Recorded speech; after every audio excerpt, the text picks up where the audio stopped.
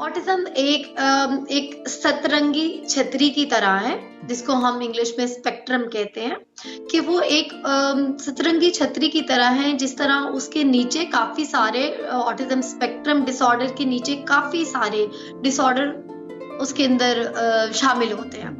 तो अगर हम ऑटिज्म की बात करें, उसके अंदर बच्चों का आंख में आंख डालकर या आंख मिला के बात ना करना होता है। उसके अंदर एक मखसूस किस्म के रवैये हैं जो बच्चे जाहिर करते हैं, अपने जिस्म को एक खास तरह से हरकत करना।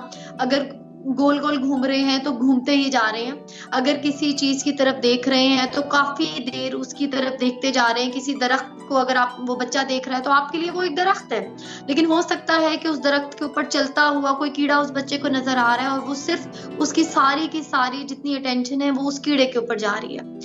माइनर से माइनर छोटी सी छोटी डिटेल वो बच्चा उसको देख रहा है।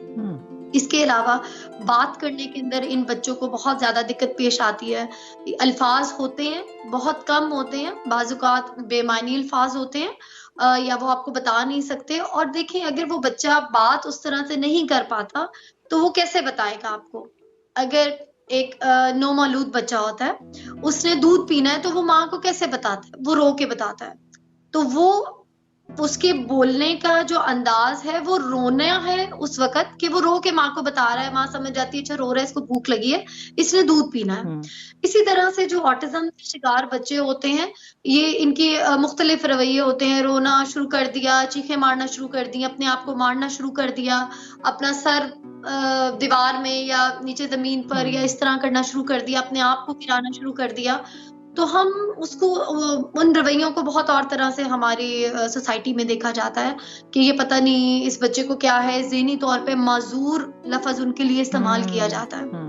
तो ये सारी चीजें बिल्कुल देखिए, डायग्नोज आप बच्चे को एक दफा देखने में डायग्नोज नहीं कर सकते।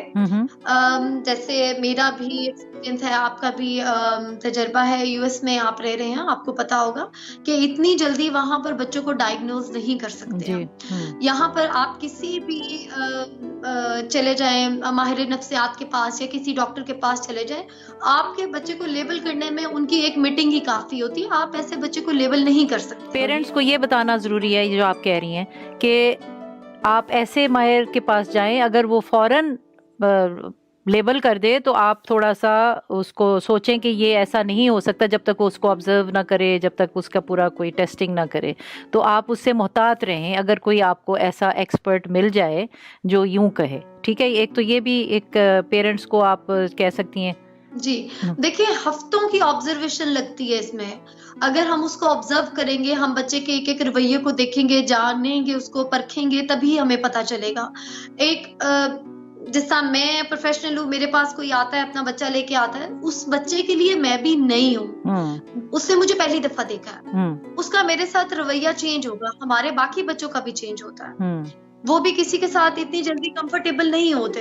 अगर हमारे पास बच्चा आया और आते ही मैंने इसको देखा है कि अच्छा मैंने इसको बुलाया है, इसने मेरी बात का जवाब नहीं दिया, मैंने उसके एक दो इस तरह के रवैये देखे हैं जो मुझे थोड़े मशकूक लग रहे हैं या मुझे सही नहीं लग रहे हैं, और मैं जल्दी से लिख दूं जी आपके बेटे को ऑटिज्म है, ऐसे नहीं होता।